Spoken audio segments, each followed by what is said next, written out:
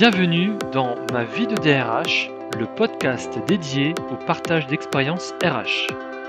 Je suis Thierry Brown, dirigeant inspiré chez Go4Human. Alors, bonjour à toutes et à tous. Bienvenue dans ce nouvel épisode de Ma vie de DRH. J'ai l'honneur et le privilège d'accueillir aujourd'hui Guillaume Chevalier, DRH dans le secteur de la propreté en secteur santé. Bonjour Guillaume. Bonjour Thierry.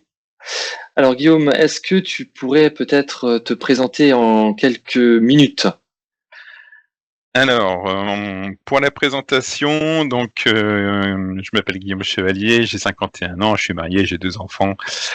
J'ai un parcours professionnel qui est un petit peu, même beaucoup varié, puisque j'ai travaillé dans des secteurs d'activité très différents. J'ai travaillé d'abord 7 ans en société de services informatiques, en SS2I. Un groupe anglo-saxon. J'ai occupé tour à tour des postes de consultant SIRH et conduite du changement en France et à l'étranger. J'ai notamment travaillé au Maroc et en Suisse. Ensuite, j'ai occupé un poste de responsable du recrutement et staffing, là aussi sur France, Belgique et Suisse. Puis un poste de responsable RH en région PACA. Et donc voilà. Ensuite, j'ai quitté ce monde-là pour le monde du transport et de la logistique. Donc là, j'étais DRH de la zone distribution. Donc pareil, multi-sites, 10 sites en France. Ensuite, j'ai rejoint le monde de la banque et de l'assurance. Donc j'ai rejoint un grand groupe français bancaire. Mutualiste, on va dire ça comme ça. Donc là, j'ai occupé tour à tour le poste de DRH adjoint en caisse régionale. Puis je suis parti dans le réseau de proximité. J'étais directeur de 3 agences commerciales bancaires. Le DG m'a rappelé au siège. Je suis devenu responsable du fonctionnement de tout le retail. Donc les 140 agences et un plateau téléphonique avec beaucoup de projets commerciaux, stratégiques, informatiques, mise en place de nouveaux métiers commerciaux. J'ai créé aussi l'audit commercial autour de la relation client, etc. Et puis ensuite j'ai basculé sur une filiale du même groupe, donc la filiale paiement. Ça va être le cœur de notre sujet aujourd'hui. Donc j'y suis resté 5 ans sur cette filiale et ensuite j'ai quitté ce groupe-là pour me mettre à mon compte comme DRH de transition. Donc là je suis allé pareil travailler dans différents secteurs, la sécurité électronique, les télécoms, voilà. Et ma dernière mission m'a conduit dans la propreté en secteur santé, donc sanitaire et médico-social, et j'occupe aujourd'hui le poste de directeur des ressources humaines de cette filiale. Eh ben, c'est une expérience très riche et variée dans le secteur RH, et c'est grâce à cette expérience qu'on va pouvoir aborder une thématique très intéressante aujourd'hui, qui est le développement d'une filière expertise pour notamment les collaborateurs managers. Donc, c'est la thématique du podcast de ce jour. Alors, est-ce que tu peux nous en dire un petit peu plus ? Qu'est-ce que c'est qu'une filière expertise ?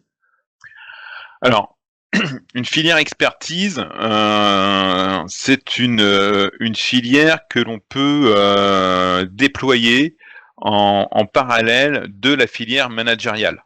On sait qu'aujourd'hui en France, souvent on pense que, et c'est très français, que parce qu'on est un bon expert de son métier, on devient un bon manager. On sait tous que c'est faux. En tout cas, c'est pas vrai pour tout le monde, on va dire ça comme ça. Pour certains, oui, c'est une sorte de bâton de maréchal, le Graal. Je deviens manager, enfin, je vais pouvoir évoluer dans mon entreprise. Et puis on se rend compte, bien évidemment, que cette approche-là a des limites.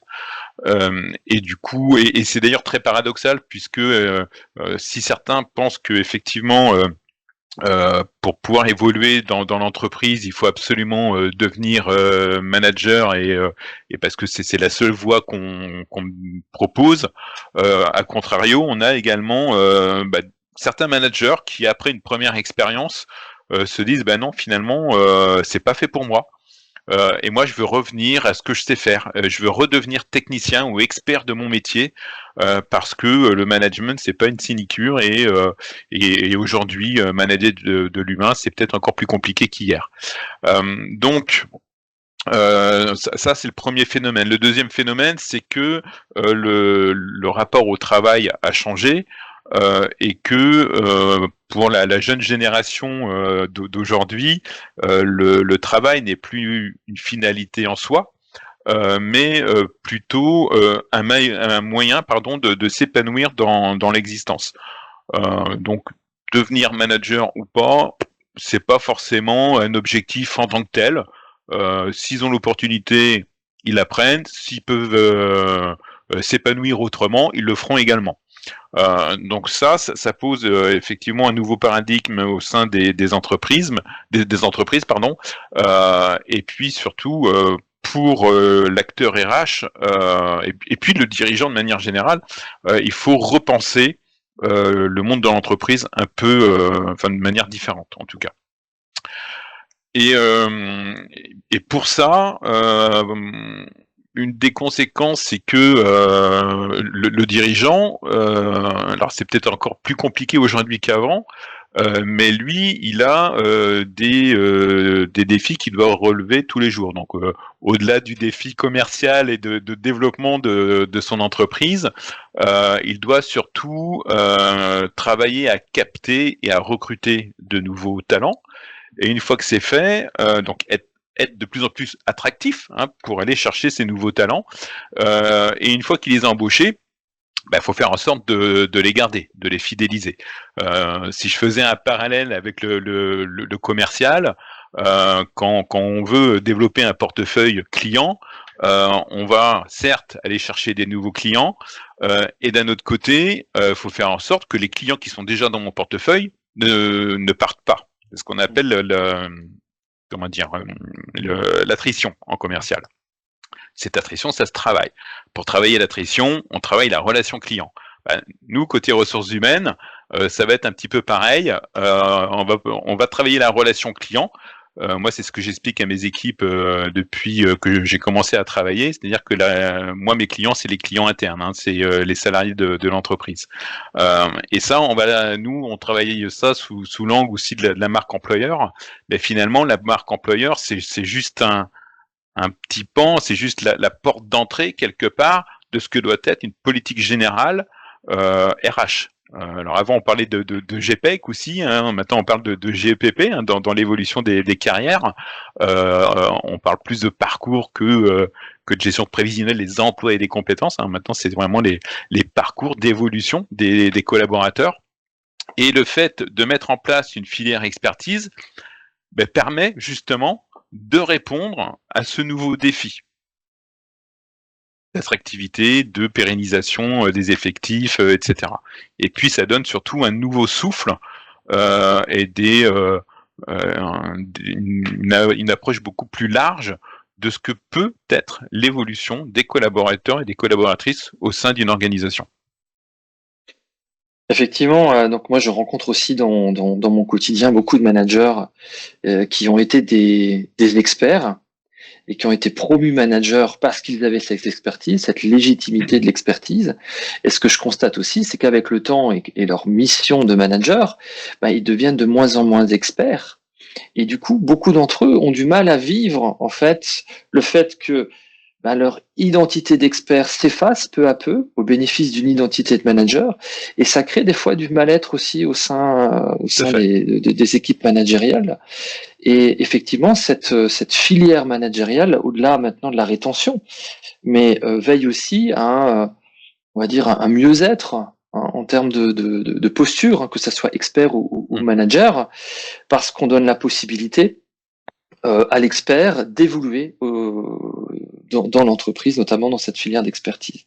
Alors tout à l'heure, on avait préparé le podcast ensemble, donc juste pour être très transparent avec nos auditeurs.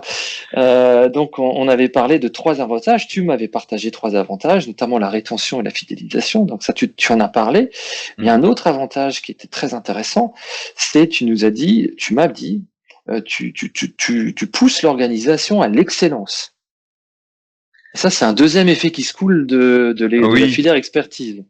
Et oui, parce que travailler avec des experts, lorsque j'ai la chance d'avoir un expert dans mon équipe, alors on reviendra, je pense, tout à l'heure sur les différents niveaux d'experts, mais en tout cas, travailler avec un expert dans son équipe, c'est forcément je me nourris de son expérience. Donc je vais forcément moi-même monter en compétences, apprendre de ces expériences-là que lui a pu vivre et parce que ces gens-là ont une forme d'exigence envers eux-mêmes. Ils sont généralement plutôt orientés résultats, et donc on arrive à des choses où effectivement on va aller chercher cette excellence et du coup ça pousse toute l'équipe. Moi c'est quelque chose que j'ai remarqué et sur lequel je suis assez attentif. C'est l'esprit d'équipe, l'esprit de cohésion. Moi, j'ai une vie parallèle. Hein, je suis militaire le week-end. Je suis marin et on parle d'esprit d'équipage dans la marine. Et dans les équipes, quand on trouve cet esprit de cohésion et d'émulsion quelque part, l'expert contribue à ça parce que il emmène les gens avec lui et on va chercher effectivement le fait de bien faire du premier coup et puis surtout pour le collaborateur lambda, si j'ose dire, hein, sans être péjoratif, bien évidemment, il se dit, effectivement, j'ai aussi cette voie-là qui s'offre à moi, et si je continue dans cette voie-là, moi aussi, peut-être qu'un jour, je serai expert. Excellent. Alors, tu m'as partagé un terme qui m'a bien plu, communauté d'experts. Oui. Alors effectivement, quand on a créé cette filière d'expertise, j'étais dans l'entreprise, on avait alors ça porte différents noms. J'ai eu comme nom du club management. On peut donner X noms. En tout cas, c'est allez 3-4 fois dans l'année, on met tous les managers, différentes strates autour d'une table, dans un séminaire ouvert. On mange bien, on boit bien, on travaille bien et on travaille sur des différents sujets pour l'entreprise, etc. Bon. Et lorsqu'on a créé la filière d'expertise, on s'est dit mais en fait, faut qu'on fasse pareil. Alors ce sera pas forcément sur les mêmes sujets. On va pas parler management ou gestion d'équipe, etc. Mais on va parler de choses peut-être ultra pointues. Donc oui, effectivement, ce sera peut-être un cercle plus restreint, différent en tout cas. Mais cette communauté doit être... les experts doivent se reconnaître entre eux. Et ils doivent avoir cette identité au sein de l'entreprise, mais aussi vis-à-vis du reste du groupe. Et donc faire vivre cette communauté, donc animer cette communauté. Donc elle s'auto-animait avec les experts, mais la direction générale, la DRH, était jamais très loin. En tout cas, on a participé régulièrement à leur séminaire entre guillemets ou autre chose. Et l'idée, quand je dis faire vivre cette communauté, c'est d'aller partager des expériences, c'est des mini-reportages, c'est des publications, tout ce qu'on peut imaginer en termes de communication interne sur les réseaux internes d'une entreprise ou d'un grand groupe. Mais c'est aussi communiquer au-delà des frontières du groupe pour être reconnu dans cette dans ce monde d'experts qui peuvent se retrouver pour le compte de leur propre entreprise dans des instances nationales voire européennes. Alors oui, et puis c'est ces connexions extérieures qu'on peut créer avec entre la communauté interne et peut-être des communautés extérieures. Ça permet aussi de ramener de la connaissance au sein de l'organisation et bien sûr de tirer toute l'organisation vers le haut en termes d'expertise globale. Donc ça c'est très intéressant. Et comment concrètement on met ce genre de filière en place dans l'entreprise? Comment tu t'y es pris pour mettre ça en place avec bien sûr ton équipe? Tu l'as pas fait tout seul. Hein. Non, du tout. C'est fait collectivement. Ouais. Comment tu t'y es pris? Donc en fait, ce que je te disais en préparant ce podcast, il faut rendre César à César ce qui appartient à César. Euh, En fait, donc moi j'ai eu la chance de pouvoir vivre cette expérience lorsque j'ai rejoint la filiale paiement du groupe bancaire pour lequel je travaillais à l'époque. Quand je suis arrivé, la DRH, moi j'étais responsable RH à l'époque. La DRH m'a embarqué directement avec mes deux autres collègues RRH dans ce projet-là. Lorsqu'elle m'a présenté les choses le jour de mon intégration ou le lendemain, je sais plus, je dis mais oui, mais bien sûr qu'il faut faire ça. Ça va vraiment dans le sens de l'histoire. Donc oui, je suis à fond avec toi. Et ensuite, on a décliné ça.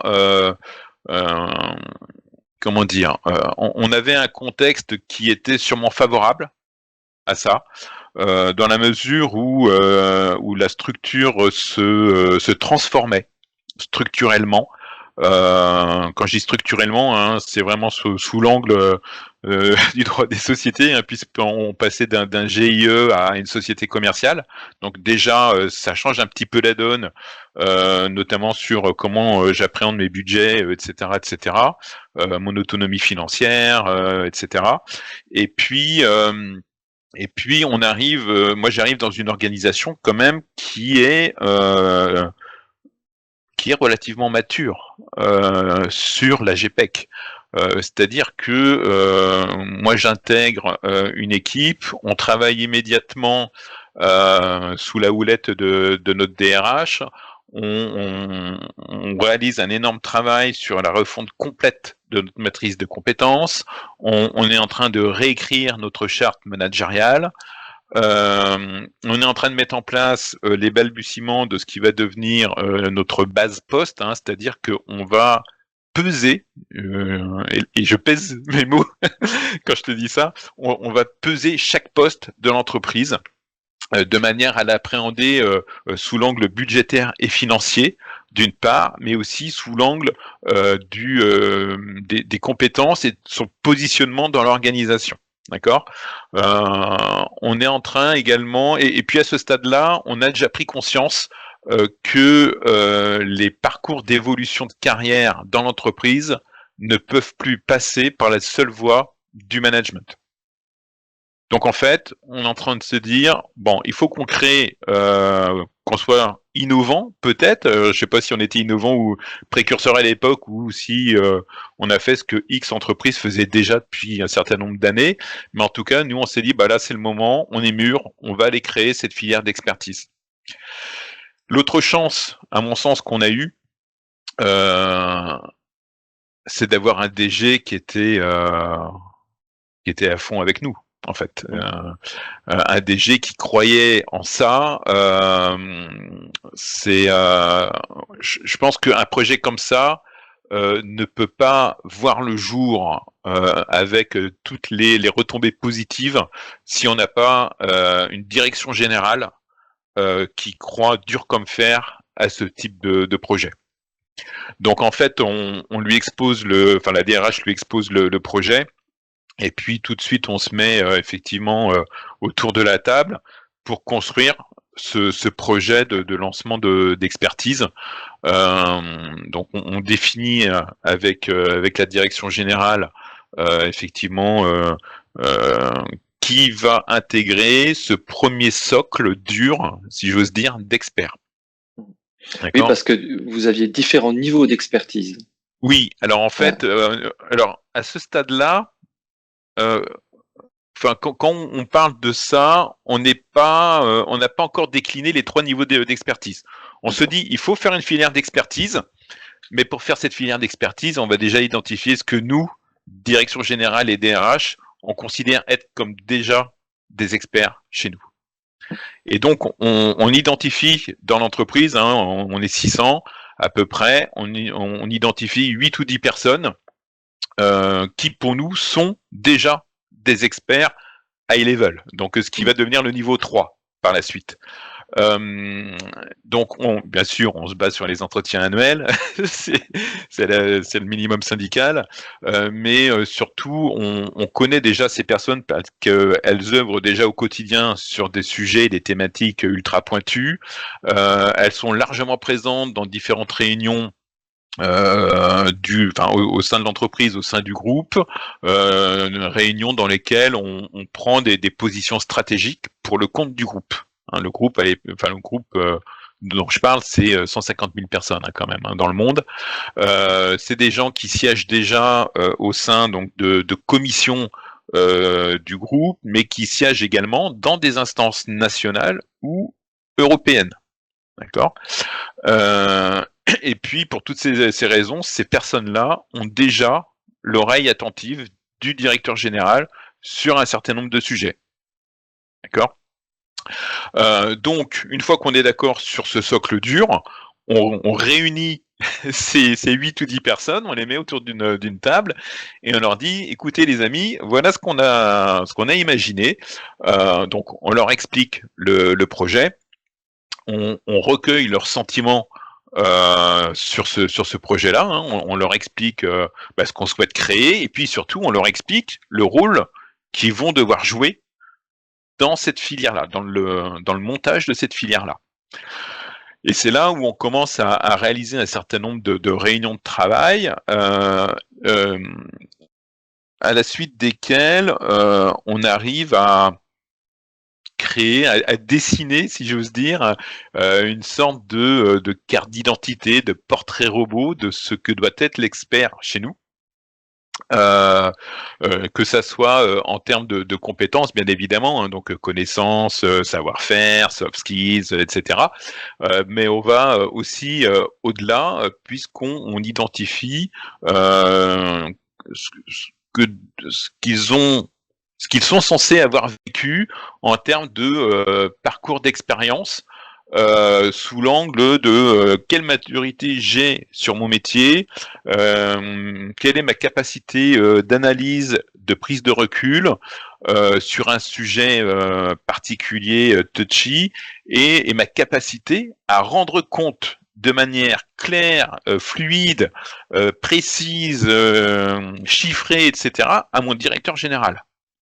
Donc on est quand même sur un niveau où en tout cas sur le niveau 3, on s'adresse à des gens qui sont quand même assez high level. Et ensuite, on va décliner. C'est-à-dire que ça, c'est le niveau 3. Ensuite, le niveau 2, c'est la strate en dessous.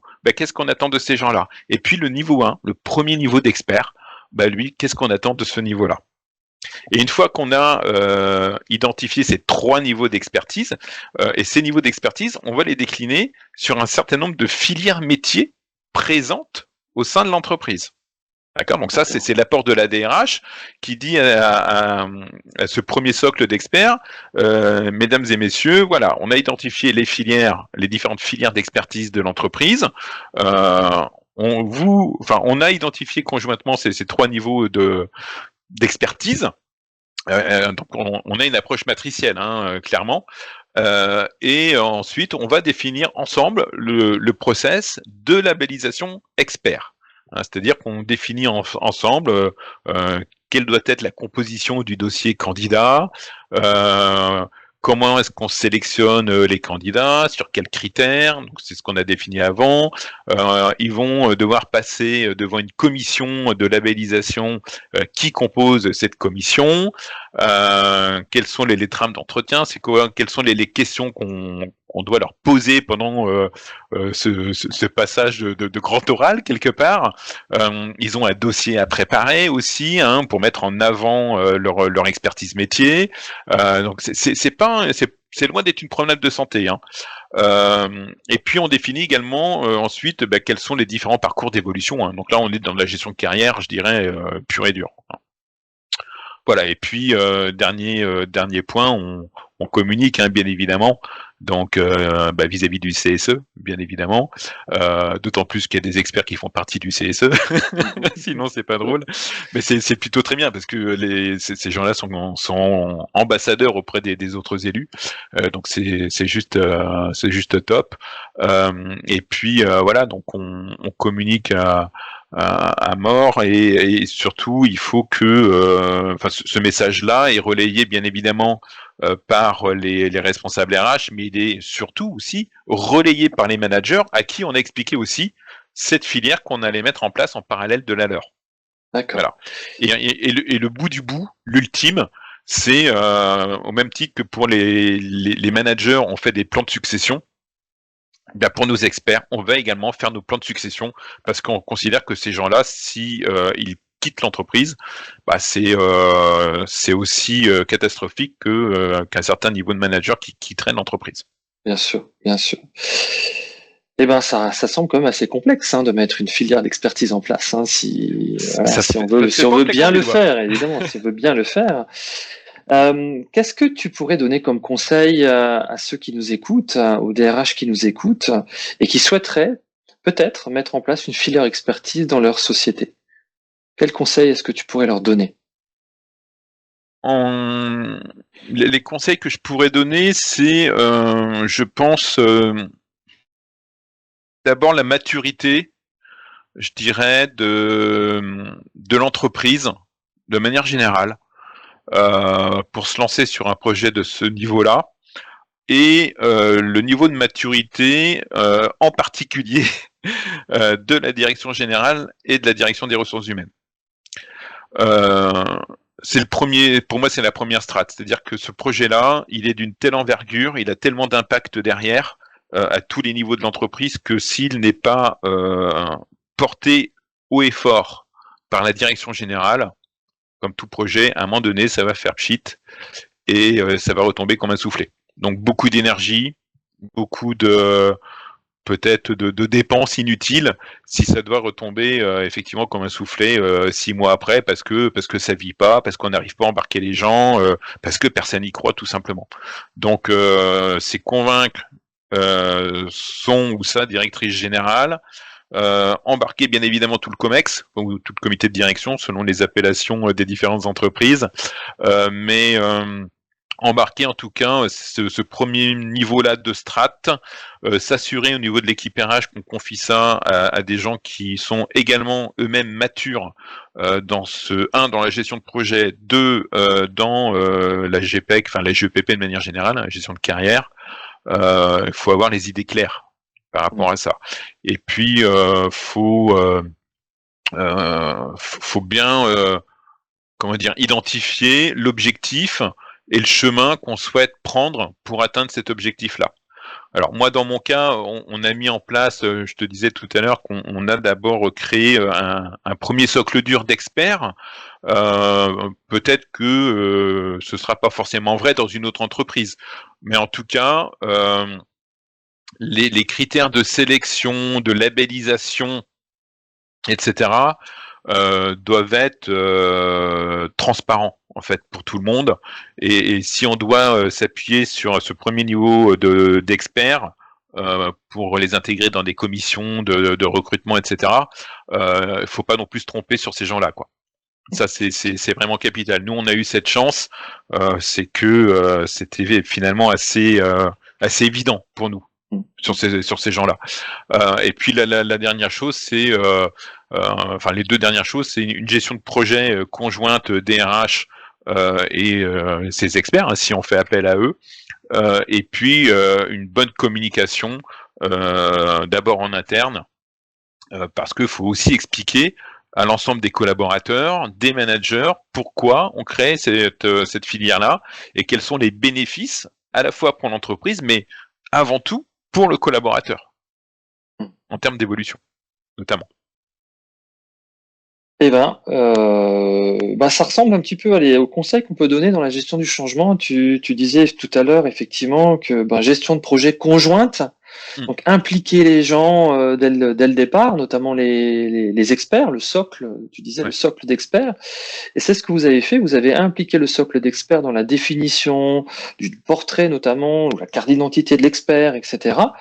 Et aussi dans tout le processus on va dire de qualification, de labellisation de l'expert. Donc c'est vraiment une co-construction avec les potentiels experts. Et c'est eux-mêmes qui ont défini les niveaux 1, 3, 2, 1, notamment d'expertise. Eh ben, si maintenant tu as du recul par rapport à cette expérience, si tu devais refaire cette expérience, si tu devais recréer une filière d'expertise dans ta société actuelle ou dans une autre société, est-ce que tu ferais de la même manière ou qu'est-ce que tu changerais? Je sais pas si je changerais des choses. Je pense que encore une fois, c'est. Je sais pas si. Aujourd'hui, très humblement, je sais pas si on peut mettre ça en place dans toutes les entreprises. Je pense qu'il y a quand même une grande majorité sur lesquelles on pourrait faire ça. Enfin, moi, je suis passé dans des structures quand j'étais DRH de transition où j'avais commencé à souffler à l'oreille du DGA ce genre de choses parce que j'y crois dur comme fer en fait. Je suis un ultra convaincu de ça. Et je pense que c'est quelque chose effectivement qu'on peut développer dans un certain nombre de structures. Alors peut-être plus dans le tertiaire, dans le service que dans l'industrie. L'industrie c'est un monde que je connais très peu finalement, donc je suis personne pour juger de ça. J'imagine que c'est quand même possible sous différents angles. Je suis pas sûr que je changerais des choses. Non, je changerais pas grand-chose en fait. Je pense que l'expérience que j'ai vécue à travers ça, c'est on gère de l'humain, on rend des choses possibles. Moi personnellement, c'est ce qui me fait lever le matin. Rencontrer de l'humain, pouvoir, permettre aux gens de trouver comment dire un intérêt à aller travailler. Enfin, on passe beaucoup de temps à travailler plus que parfois dans notre vie perso, mais trouver un intérêt à aller travailler, avoir des perspectives d'évolution. À un moment donné, c'est si on n'a pas ça, c'est pas forcément chouette d'aller travailler le matin, quoi. Donc, si je retraduis, ce type de projet, ça te donne du sens. Ouais. Ouais, ça te porte. Ouais. Eh ben, je te propose de terminer sur cette phrase, ce podcast. En tout cas, je voudrais te remercier pour le partage que tu as fait autour de cette thématique qui me passionne également. Et je viens de l'industrie, moi, et j'ai vécu ça dans l'industrie aussi. Ah, bon, bien. Donc, tu vois, ça s'applique, à mon avis, ça s'applique partout. Ouais, partout. Ouais. Et je te rejoins par rapport à la maturité de l'organisation. Effectivement, il faut avoir une organisation mature et une direction engagée dans cette démarche. En tout cas, juste pour terminer, si tu me permets, Thierry, moi je pense que effectivement, on parle de cette filière expertise. Moi, je pense qu'aujourd'hui, la fonction RH, elle est primordiale dans les organisations des entreprises. Pour moi, on est avant tout un créateur de richesse. Quand je te dis créateur de richesse, j'entends un bâtisseur de liens. Et là, créer des filières comme ça y contribue. On doit être des dénicheurs de talents, et ça aussi, ça permet d'alimenter toutes ces filières là. Et puis, on doit surtout garantir le développement du capital humain de l'entreprise, sans qui, on va pas se mentir, l'entreprise n'existe pas. Donc oui, effectivement, ça c'est quelque chose qui donne du sens et surtout qui donne du sens pour tout le monde. Merci pour ce dernier partage. Merci qui vient du cœur là. Je l'ai vu et ça m'a touché aussi. Donc merci pour tout le partage que tu as fait et peut-être un autre moment pour un nouveau podcast. Avec grand plaisir. En tout cas, merci à tous de nous avoir écoutés. À très bientôt sur un nouveau podcast avec une nouvelle thématique. Merci à tous. Merci à toi, Guillaume. Au revoir. Merci. Au revoir. Merci de nous avoir écoutés et si ce podcast vous a plu, n'hésitez pas à le partager autour de vous. On se retrouve prochainement pour un nouvel épisode de ma vie de DRH.